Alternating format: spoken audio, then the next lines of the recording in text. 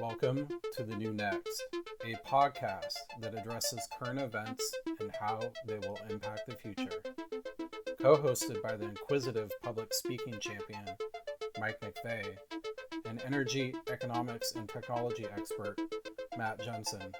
Join us as we explore all things energy, economic, tech, and political, and how they will affect our future. Podcasts typically grow by word of mouth. If you know anyone who would enjoy this content, sharing this in a message or by posting on social media would mean the world to us. Thanks for listening, and let's get started. All right, so we have a new feature. We have a website, which, by the way, is just awesome. I don't know what it looks like because I haven't ever been to it. Here, I'll start that over. So we have a new website. Matt, what is that website? It's on my personal website, matthewadjensen.com/podcast, I believe. And we have a way so you don't have to email us and make it feel weird and stuff of emailing someone you don't know, except with our beautiful voices and the pictures you see every couple days. But you can leave a message there and have us have a question that we will answer as long as we believe that it's related to what we're talking about. It just requires a first and last name and an email address.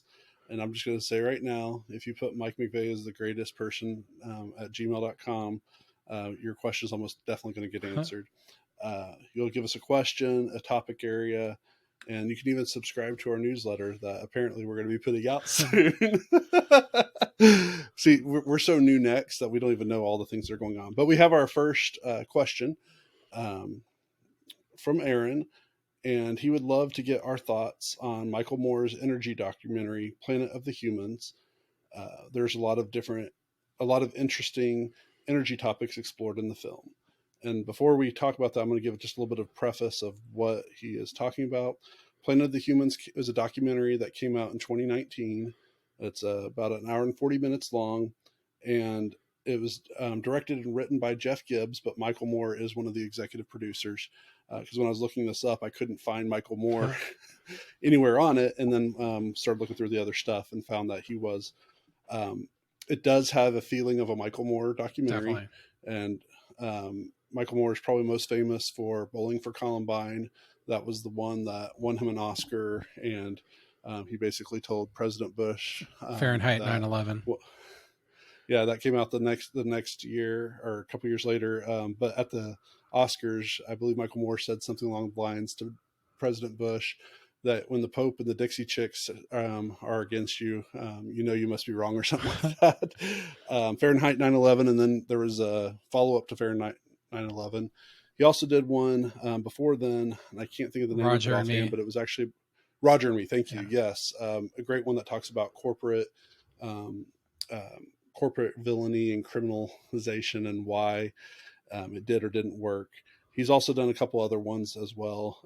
His prolific documentary worker.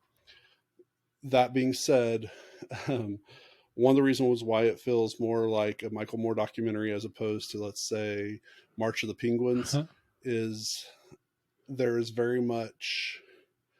lot of data thrown at you throughout the documentary. And very political. Michael Moore, even though was registered as a Republican most of his life. Interesting. I didn't know he would make jokes like Bill Clinton was the best Republican president of the past 30 years when Bill Clinton was in the presidency. So I had no clue. I thought he was like very, very left Democrat. Yeah. He is definitely traditionally he would be considered a moderate Republican in the vein of maybe it's going to sound messed up, but Richard Nixon before Richard Nixon was president. Very interesting. I did not know that. Maybe a Dwight Eisenhower. So he was a very middle of the road kind of guy. He was an NRA member until Bowling for Columbine. Basically, he lost his NRA membership at that time. They didn't renew it for him. Interesting. If I remember correctly on that. So this is a hard one for me because I've had to learn how to watch these kinds of documentaries with putting a huge container of salt on my shoulder, not just a little bit of salt on my shoulder, but a huge container because of how political the Michael Moore style is. Um, there's a lot to go through. We're not going to go through every single thing because I'm actually going to have to rewatch it. I think we both watched it over the Memorial Day weekend. Is that correct? Yeah. Yeah. That's the first time Yeah. I'd heard of it, actually. And so Matt, I'll let you give some of your thoughts and we'll bounce back and forth a little bit and then make Aaron very happy that his question was answered on the podcast. Well, it was unexpected because I always thought he was a liberal activist. So, like, I think he started, he was one of the editors for Mother Jones, which I believe was, yeah. We'll have to double check on whether or not he is a Republican because if that's true, I don't know if he still is. If that's true, I don't believe it. And or it's kind of a case like Elizabeth Warren used to be a Republican, which he was. I mean, Colin Powell voted Democrat at the last presidential election and, addressed the Democratic Party during the presidential election as a Democrat. And Colin Powell is a lifelong Republican. Yeah. So, but I will say that he definitely, and I want to make sure this is clear, that it's actually Jeff Gibbs who does Planet of the Humans.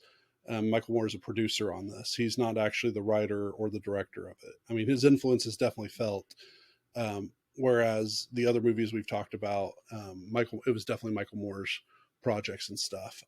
So Jeff Gibbs did start the movie talking about how he lived off the grid and was like a hardcore environmentalist and activist, anti-fossil fuels. So that was kind of like, I think, the premise going into it. So, and that's how I view Michael Moore, is like anti-capitalist, anti-war, like your traditional liberal that you would kind of imagine from the 1960s, basically. We're definitely getting our listens up for this specific episode because we're spending time on Michael Moore. We will talk about Michael Moore another time. I promise. But let's talk about the documentary. As you said, Jeff Gibbs, he talks about his background being in more of a leftist, or leftist in quotation marks, with doing a lot of things to keep the government kind of away. And he's very focused, and what kind of part of the inspiration for the documentary is trying to reduce the footprint that we leave on the world, and how well has renewable energy specifically been at doing that. And that's where the documentary searches, is whether or not renewable energy is actually helpful or hurtful. And then there's definitely lots of side things that get thrown at you very quickly, talking about whether that is true or not. Some of his conclusions. So this way, that way we're not just commenting on, because we're kind of talking about impressions and thoughts on it, but he talks about things that most renewable energy at best is kind of, it's, oh goodness, I can't think of the term, diminishing returns. So if you're spending $100 in renewable energy, you might get at most 90% of the energy you would have gotten had you gone through the traditional oil, gas industry. That's at best. Most of his findings show that it's not anywhere close to that. A lot of the solutions for renewable energy are some of the ones that are most damaging. Biomass is the one that got mentioned a lot of times, inspired by Bill McKibben, who was an advisor for both President Obama and I believe as well President Biden, regarding how to do renewable energy. And the basic structure of biomass is they chip up a lot of trees and use trees. That. Yeah. So I won't lie. As soon as I heard about that, rainforest implications from 80s and 90s, all my life hearing about the rainforest getting cut down, that's all I could, I probably had like a little black spot there. Like just, they talk about that biomass was the main thing. They do a lot of talk. We mentioned this in some of our earlier episodes about like all these cars that are becoming more oil and gas free, that to make them, you pretty much have to have oil and gas. Earth Day, how it started to where it is now, is very much supported by the industries that Earth Day is generally seem to be against. And one specific scene, which I completely believe, having worked in events, special events, is that they were saying like all of this is run on solar panels, this big Earth Day event, and all that was being generated on there was like some minimal, like Some something lighting. like for a toaster. Yeah, Right. it was enough for a toaster is what they said. And there was like 30 panels. And they said, well, what's powering the rest of it? And they have this huge gas generator. Like heavy. I mean, this is like the Diesel. kind of model Yeah. of something that, yeah, uses diesel in the most ineffective way possible. So it's not just that it was a diesel thing. It was like the most ineffective possible diesel usage. And there's a lot of attacks specifically on Bill McKibben and these different companies like the Sierra Club, who say that they're trying to find renewable ways to make the world go forward. But when you actually look at their practices and stuff, that's not what's happening, or who is actually funding the stuff. So that's kind of the documentary. And then a huge emotional pull at the end of the documentary to try to make you feel bad as a person. A dying orangutan. Yeah, which without context. Yeah, being killed because they clear cut a forest to create wood chips for biomass, and then it dying in the arms of the people. That was heart wrenching. I was just like, oh my gosh. I watched this with both my wife and daughter, my 15, almost 16-year-old daughter, and my daughter was literally in tears at the end of it. So we had to watch Happy Gilmore afterwards, so she'd be lighthearted. That was out of nowhere too. It was clearly an emotional tactic. And that is something that I will say he hasn't ever gone to that extreme, but that is something that comes from Michael Moore type documentaries, is they take stuff that doesn't seem to be connected and throw it in there to try to throw you off balance. But this was a much more extreme method than what I've seen Michael Moore do in the past. I've watched almost all of his documentaries a few times. Would your daughter think of it? Like, I'm pretty curious about that.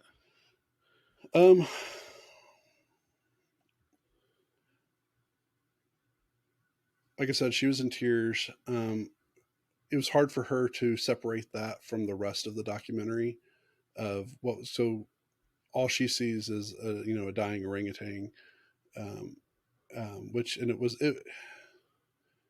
like if you kept your eyes focused on it, you pretty much had to cry, or you had to like feel like a really crappy person. But the actual documentary, you take away the orangutan scene, I don't even know if my daughter remembers most of the rest of it, other than the fact like, oh, these corporations are bad or whatever. I mean, she did have some like, wow, I can't believe these companies that are supposed to be for good are doing these not so good things. But I would say that, she's going to be a cynic of renewable energy type things growing up, or, as she becomes an adult and stuff, based on this kind of documentary. Though I don't think this is the first time she's seen it, but she was very upset because several things she learned in school would talk about one side, like they talk about the biomass and the good side, but never talk about the consequences. And she did mention that. We stopped the documentary a few different times, and she mentioned stuff from school. That was one that popped out the most. Well, outside of the orangutan, because that causes other issues, that nightmares. It's not for faint heart. It is available on Prime for free if you're a member of Amazon Prime, or it's like $3 to rent it, $12 to buy it, standard fees and stuff for that. But what are some of your thoughts on it, Matt? I thought I was fully surprised. I expected going into it that it would be kind of like the opposite. Oh yeah? Yeah. Like what way? Well, like I didn't really expect it to be anti-renewables. And I do like, I could tell that I guess political bent throughout it a lot, that things were kind of cherry picked a little bit. Like I really liked it. I enjoyed watching it. I would watch it again. I would probably just skip through the last part when that came out. But it's very true that biomass makes up a large portion of it. There was parts where it's like, oh, the Koch brothers supply this stuff for the renewable energy. So there was definitely, and they're the devil, so there's definitely a political bent on it too. I think I liked kind of the background thing. Like we've talked before, it's like you don't lower CO2 by consuming more. Like you don't, like, it's just, I think that portion about it was important, and maybe that's why they focus on the emotional aspect so much, was that you're trying to drive people to consume less. What are your thoughts on that? No, please, no, keep talking. Well, I just really left it being like, like if you go back to like the old school way of things, where and it may not, in the same way that our grandpas walked 6 miles to school every single day in the snow, this might not be the case. But back then, if something broke, you fixed it. If something wasn't working, you made it better.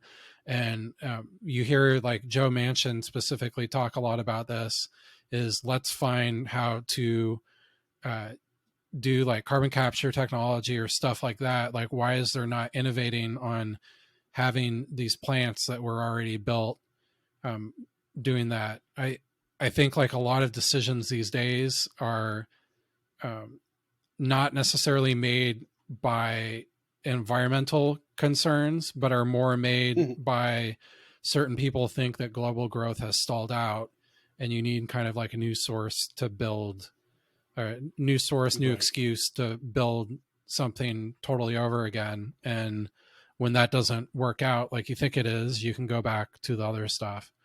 A lot of, I think the important part was that in some cases they're retiring coal plants to replace with wind farms, but they would also have to build a natural gas facility to generate natural gas to supply the grid when the coal plant or when the wind wasn't blowing. And the intermittence of energy, it's the whole accounting of energy for renewables, I feel, has been skewed. And like, I'm not a hater against renewables, but I'm just saying that if you look at one part in isolation, like you need to, if you're going to do all renewables, you need to take the whole grid into account. And that includes like all the battery backups, like all the new building of pipelines and stuff like that too.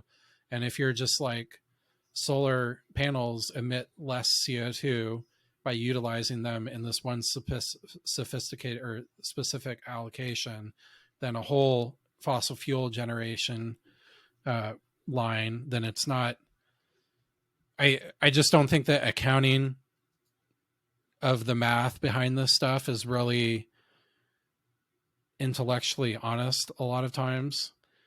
And it's really hard for people to make sense of it all. So like they had that part in Detroit, and they had that big old solar farm, and he's like, so how much does this power? And he's like, well, it's supposed to power 50 homes, but it actually, since we don't have a lot of sun here, it only powers at most 10, in peak time. And it's just, the debate is so clouded, I feel, by people that have specific things that they want to get forward and get funding for and have their thing succeed, that there's not really kind of like a you know, to really say it like, you know, Trump's energy policy was all of the above. Let's just see what works. And that's not how this whole debate has been in a long time, Yeah. in my opinion. So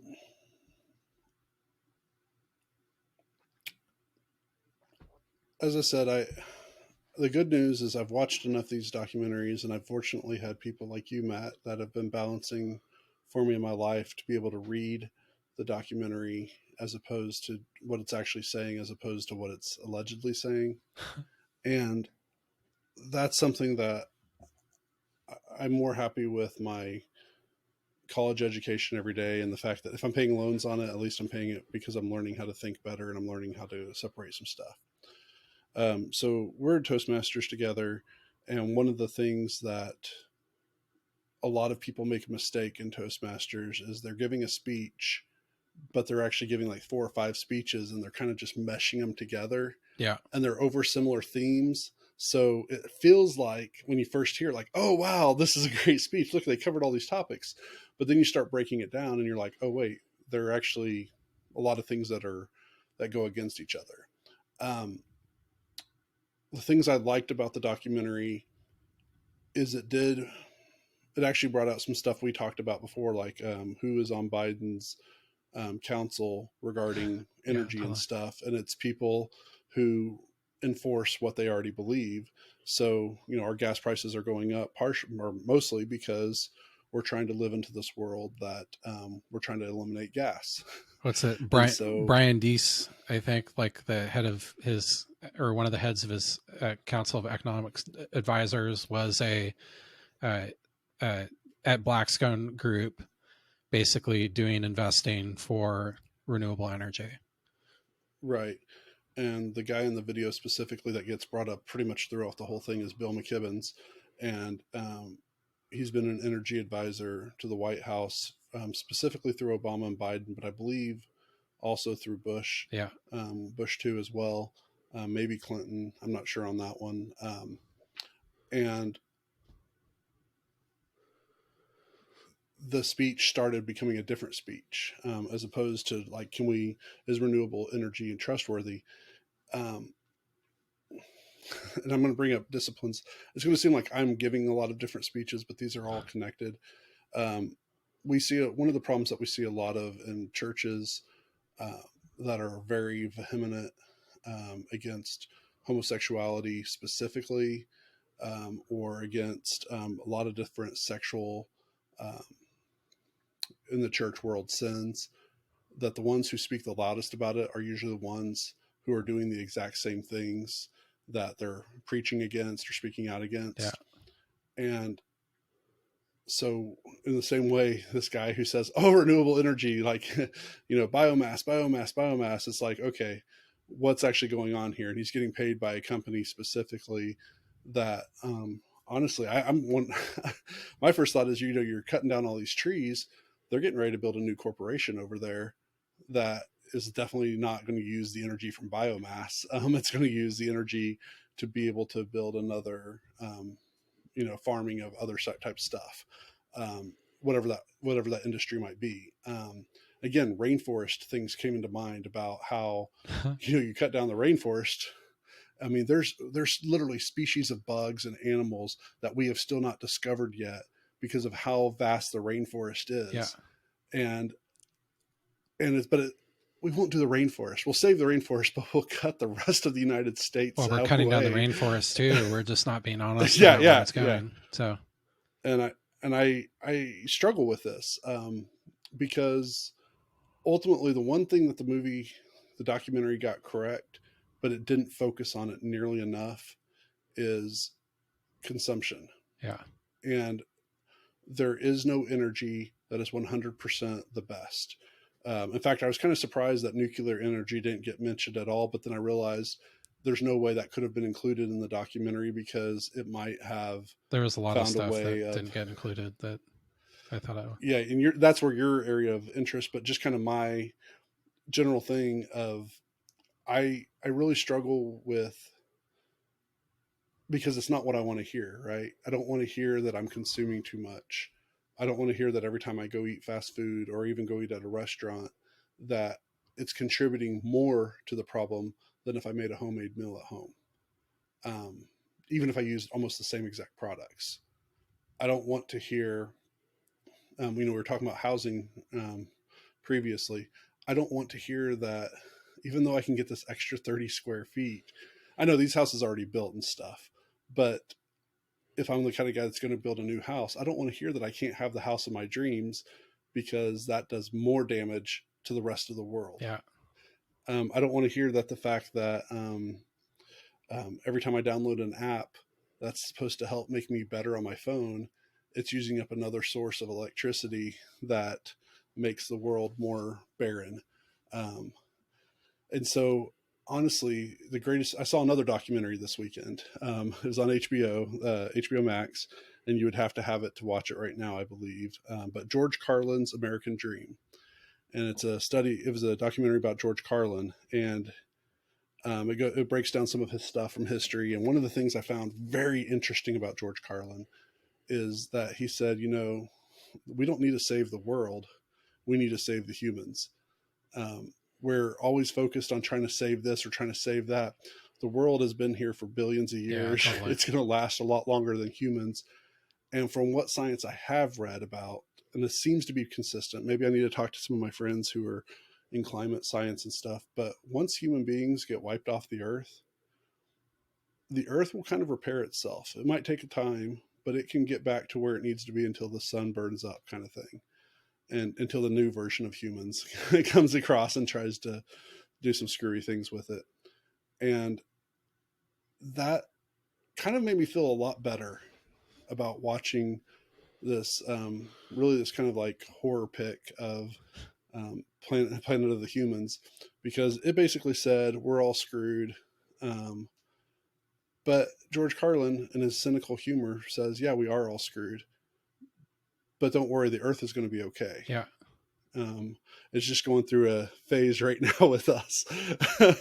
We're a blip on Earth's history, but I mean, I feel like everything related to climate, like the whole discussion is pretty dishonest. How it's presented. Like if you actually look at the science of, because you can look at like core sample, like through core samples they've studied, and you can see levels of CO2 through history, like, and this is something that people should just study themselves, but that, how CO2 relates to global warming or cooling, like how it affects the market or the environment and stuff. I feel how it's presented in the news and stuff like that is on both sides is like fake science. It's totally fake. And for the most, or a lot of it is like not intellectually honest. And I just like, I always stack it up to that, these scientists, like it was that, I don't know if it's in there or not, but the 97% of science or 99% science term that gets thrown out everywhere in news stuff, that was originally like a sample size of, or it was like climate change is like a catastrophe and we need to act on it in 12 years or we're all going to die or something like that. Right. And it was originally a sample of like 2,000 or 3,000 scientists, and they basically excluded everybody but kept 98 people, and 97 of that said one way. And there, like, I feel like there's a lot of stuff like that where it's like, companies do that too. You give a educational group like a professor and their grad students or people like that funding to say that your product is good. And if you're basically employing them, then it looks like it's an independent third party that says, eating McDonald's cheeseburgers for every meal is going to make you lose 10 pounds. Like it's just what I don't. As long as you also run 100 miles a day. You know? Yeah, but I just don't. It's so complex, and I feel like oftentimes the way that these two sides in a battle to the death, so to speak, are duking it out.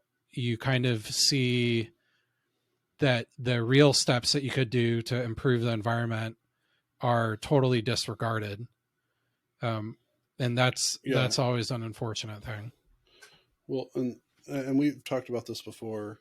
It seems like whenever we focus on one part of the solution, we cause a lot of other problems without actually addressing, like, because the problem is so big, or the problems, you know, we do have a lot of causation. That is causation.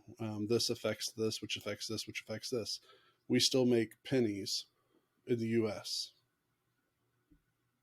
which makes no sense whatsoever, because each penny Don't costs hate those 3.5 cents. those pennies though. I'm not hating on them. I'm saying, as Yeah, far as a pure financial perspective, but we're paying like 3.5 cents for every 1 cent penny that we're making. I think it's even up higher than that now, especially with all the other things going on. But because of as a quick comment on that, I think it's David Tepper, but it might be someone else. There's a hedge fund manager that has like $10 or $20 million worth of nickels in his house in a room, because he figured out that the material value for the nickel was like 10 cents. So he was like, if like this is a hedge against a stock market crash, if ever the civilian collapse is a full monetary collapse, I can just melt down these coins and sell it, which I thought was the most hilarious thing in the world. Too much money. Yeah, I mean, it's that kind of thinking, though. It's like the way we subsidize farms and farmers. I mean, it's dishonest on the whole way. The non-farming communities don't necessarily understand how farms work in America, and how much money the government spends to make the farms to be not profitable, so that way we can buy American made. And sugar lobby. The way that, I mean, all of them. It's not. I mean, corn, vegetables. It's bad. There was something that went on during the Great Depression, when everybody moved to California. There was a certain crop that I can't remember offhand what it was, but there was a dishonesty to all of it, and where we're saying, oh, farming is this, or hey, accounting is this, being a financial executive is that, and in reality, the only way to solve the problem that of renewable energy, or of energy as a whole, is that we all have to be willing to make the concession that we all have to admit that we're too selfish to let the problem be solved. And even if there's a pocket of us, it's not enough. Because I think it would, in the same way, so well, to throw other science stuff that would throw people out there is, the herd mentality of when people should stop taking vaccines for X virus. Well, we're just going to wait. We're going to see if we can get to the minimum part of the herd mentality, instead of making it safer as a whole. I said mentality. It's just herd immunity. Like the virtue signaling of it all, I guess, is a correct term. Yeah. In this situation. Well, and the other side of it is, well, I tell you what, because Matt Jensen uses up 500% more energy than Mike McVeigh does. If Matt Jensen is willing to cut his stuff down by 80%, then I'll be willing to cut my stuff down by 5%, and you'd still be using more energy. I mean, there's no win in this. And that's where kind of, I really do appreciate Carlin's, cynicism of just saying the earth is going to eventually be okay, no matter what we do to it. It's just how we're going to enjoy the life while we're here. And that's scary. I mean, it's cool, but it's scary, and it's not comforting, but it is comforting. So like right now we should just, I mean, I don't know if we could have a sound that would go with it, but we just put up a movie right now of a 3-legged dog who looks happy to prove that we're right. I mean, there's, it's so complicated. You've said that, we've said that multiple times. There's not a easy win. And we as a world have shown we're not willing to work together for the greater of human good right now in this time frame. Maybe that will change. But we're just going to have a lot of bumps on the road. Everything's going to get more political. That unfortunately people are going to suffer because, I mean, that's the other side of it. The people who do the most harm. So I made a joke about Matt Jensen doing 500% more than me, but Al Gore, I mean, this has been documented more times than not because of the differences between Al Gore and George W. That Al Gore's mansion and stuff uses up so much energy. Yeah. And it uses up like 5,000% more energy than George Bush's house did. Well, his Tennessee mansion, when Inconvenient Truth came out, because my cousin told me this, he was the #1 power user in their entire county. Yeah, and it was like a lot of it was so that he could have a pool at the perfect temperature all year round and all this other stuff. Right, and that documentary gets mentioned as well, The Inconvenient Truth, which is actually one of the few documentaries I've never seen, famous documentaries I've never seen. But yeah, I saw it. That's part of the problem is if I'm the guy that says if I go and protest how something is wrong, but then I go and participate in the system as soon as I go home, have I done any good? Yeah. You know, we have the TV on a good chunk of the time when we're home. My wife's probably watching something right now. Before that, my daughter is watching something, but leaving that on, it causes other problems energy wise. So even though we might have the air conditioner at a warmer temperature, you know, we make these concessions here and there, but we go and do something else that's super stupid on the other side. And it's so I just don't think people should be freaked out about it.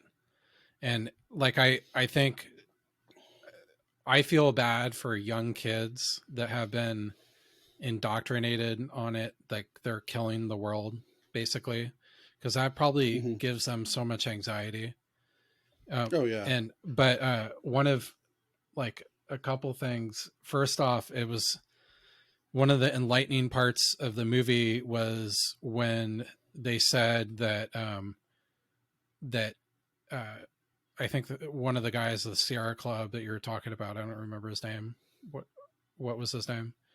If you're talking about Bill McKibbins, Bill McKibbins. He wasn't with Sierra Club. Okay. But you go ahead. Yeah, he was a part of that other group. But him and Al Gore funded, or they had that business arrangement to sell climate credits that they incorporated it years before they even started talking about this publicly, and the Inconvenient Truth came out. Yeah. So it's like, you know, I mean, that's pretty good conspiracy theory if you think it's a lot of bullshit on that. And he's, you know, he's well, and yeah, no, I mean that's part of the problem is that like then Al Gore sells his stuff to Al Jazeera, and when he gets called on it by Jon Stewart, you know, that one specifically made me feel good because like Jon Stewart's like, but it is an issue. Yeah. You know, there's at least a integrity issue. All I want to say to like all of that is we are a part of the problem. Yes. But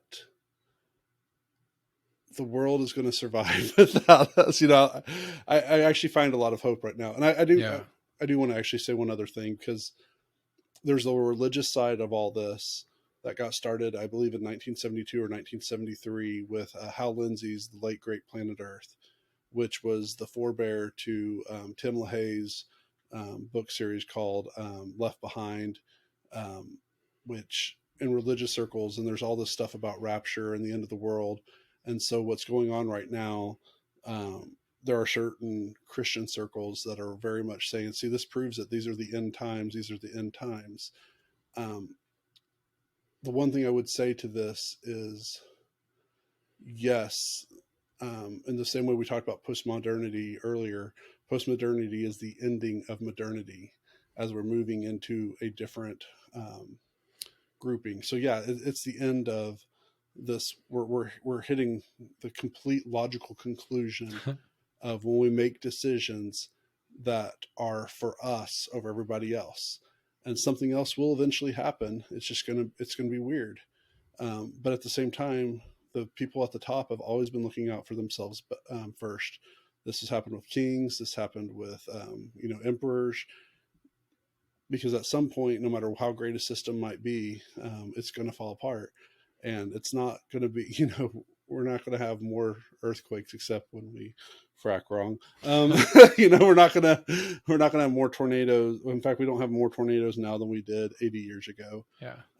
We just feel the impact more because we've built more houses than we had 80 years ago. It's funny whenever you compact people and a disaster happens. Wildfires have been happening for years in California in the exact same place. Yeah. It's just, 80 years ago, there weren't nearly as many houses, let alone mansions totally. that were getting burnt up by.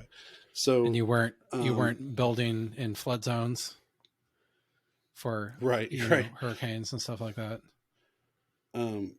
So I just want to say that this isn't the religious end times that, Jesus is going to take all the faithful away. And so they don't have to deal with it.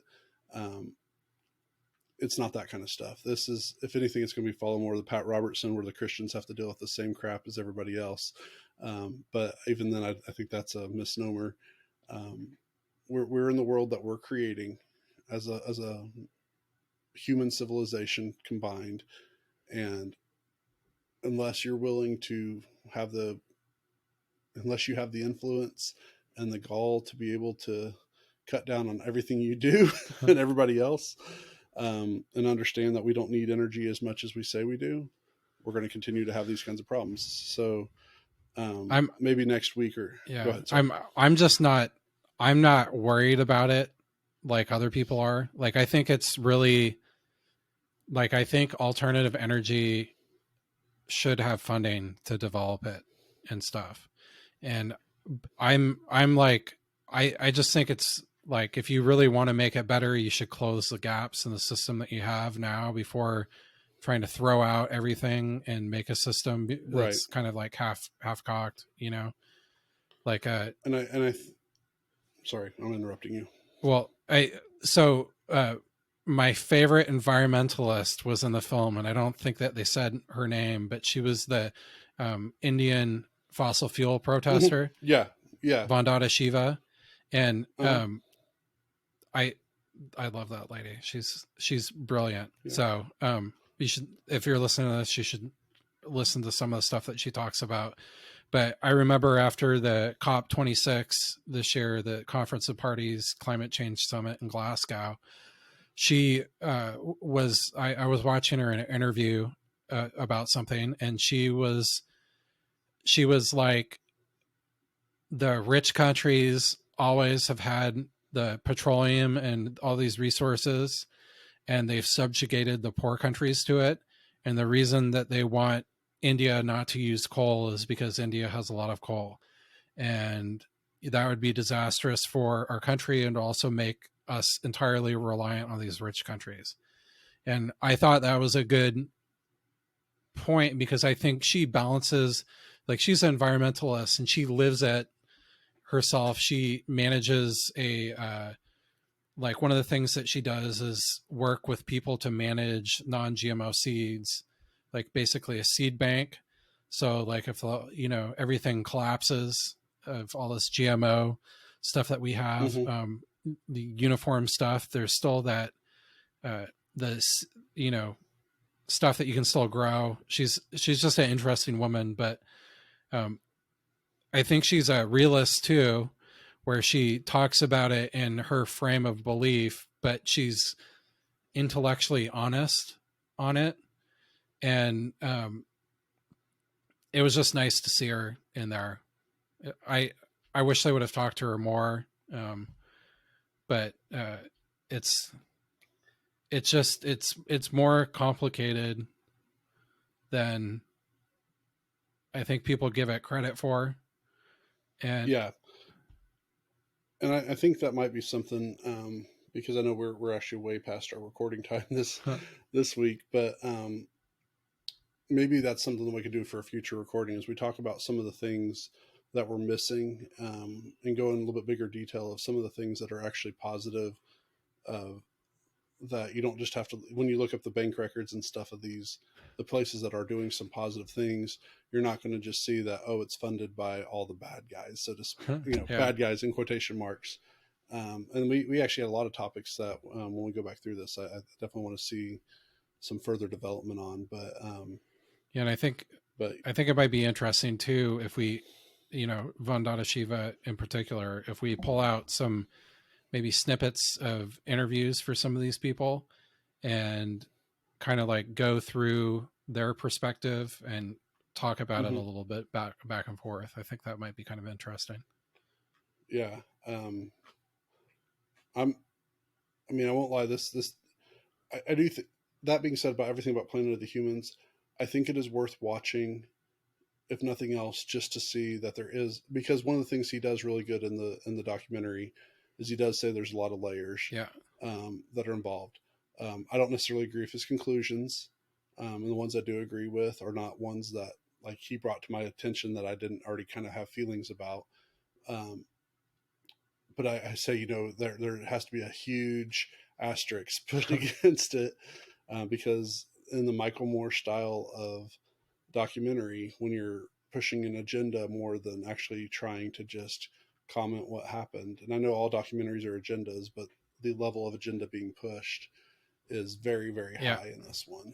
And if you watch the last 5 or 8 minutes of it, there's an orangutan that, I know, one thing I found very interesting is they don't actually talk about, I guess we do need to talk about this one part.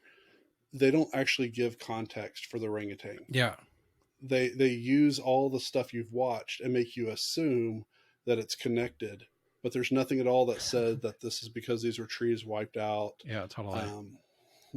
We don't know why the orangutan was dying. We make assumptions based on the rest of the documentary, which again doesn't talk about anything regarding animals throughout this whole time. Not like when they're talking about cutting down the forest and stuff, they don't talk about the animals. They don't talk about the animals at all.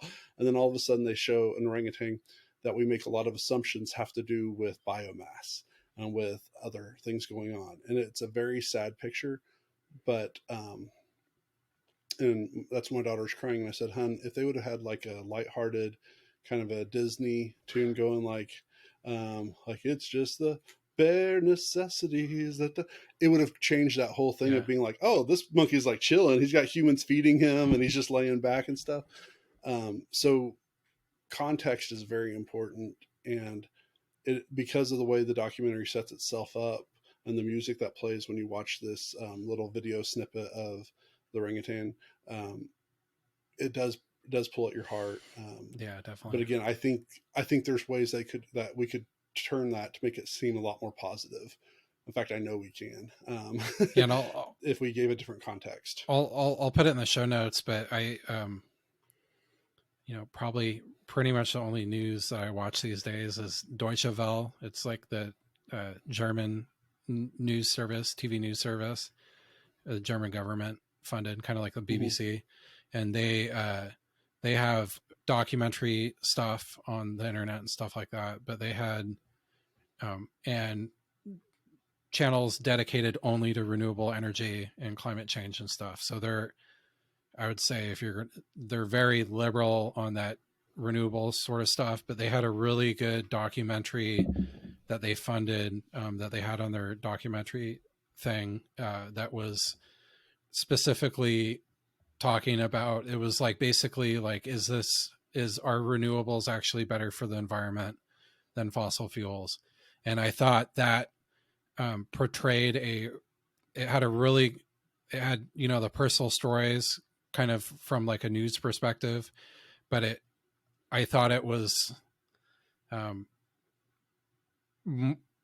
probably a better thing to watch if you wanted to go and research statistics and learn stuff about the scientific stuff behind it.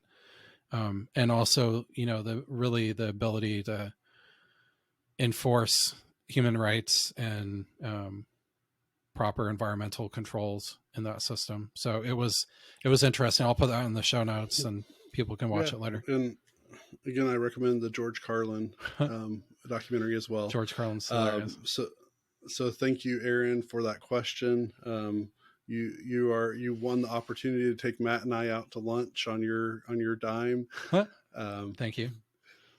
Even if it's already happened, we'll just assume that was the prize. And so, yeah. Yeah. If you have any more questions, check out the website. I'll put that in the show notes too. And you can send us a question on topics that you would like to cover. We would love to have more interaction with the people that listen to this. So you would be doing us a favor, and plus you'll also get a shout out. So that would be wonderful. Aaron! If you want to learn more, find us at thenewnextpodcast.com or matthewabjensen.com/podcast, where you can suggest a topic you would like us to cover. If you enjoyed what you heard, share the podcast, tell a friend about it, or rate us 5 stars. We appreciate you listening.